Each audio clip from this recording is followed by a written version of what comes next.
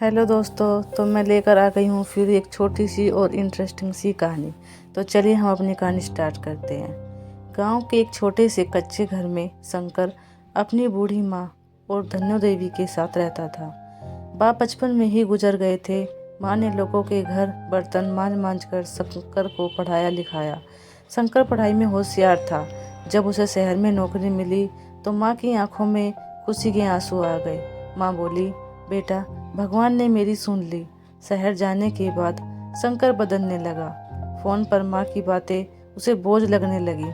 माँ रोज कहती, बेटा, समय से खाना खा लिया करो। शंकर झुंझला कर कहता, माँ, अब मैं बच्चा नहीं हूँ। धीरे धीरे फोन कम होने लगे।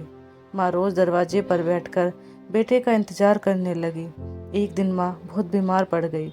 पड़ोसन ने फोन लगाया तो माँ बोली, बेटा, एक बार आ जा, मन बहुत घबरा रहा है। शंकर बोला, अभी नहीं माँ, प्रोजेक्ट चल रहा है। माँ ने चुपचाप फोन रख दिया। उस रात माँ ने भगवान से बस इतना ही कहा, हे प्रभु, मेरे बेटे को खुश रखना। 2 दिन बाद शंकर को गांव से एक फोन आया।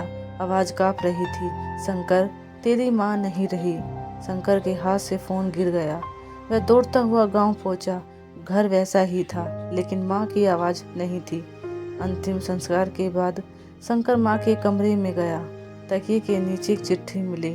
चिट्ठी में लिखा था, बेटा, जब तू छोटा था तेरी हर गलती मैंने माफ़ की। अगर मेरी बात तुझे चुभी हो तो मुझे माफ़ कर देना।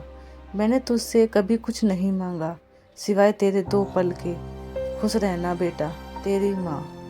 चिट्ठी पढ़ते पढ़ते शंकर रो पड़ा। उसे याद आया बुखार में माँ की वो रातें, भूखी रहकर बेटे को खिलाना, फटे कपड़ों में स्कूल छोड़ना। आज सब कुछ था, लेकिन माँ ही नहीं थी। शंकर ने माँ की फोटो के सामने सिर झुकाकर कहा, माँ, माफ़ कर दो। काश समय पीछे लौट जाता, लेकिन समय कभी वापस नहीं आता। तो जानिए अब हमसे क्या सीख मिलती है। दोस्तों, जो लोग बिना शर्त के प्यार करते हैं उनकी कदर देर में ही समझ आती है।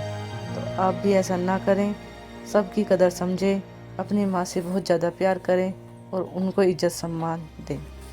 अगर आपको ये कहानी अच्छी लगी हो तो प्लीज़ मेरे चैनल को सब्सक्राइब कर लेना, ताकि ऐसी अच्छी अच्छी कहानियाँ आपको समय समय से मिलती रहें। धन्यवाद।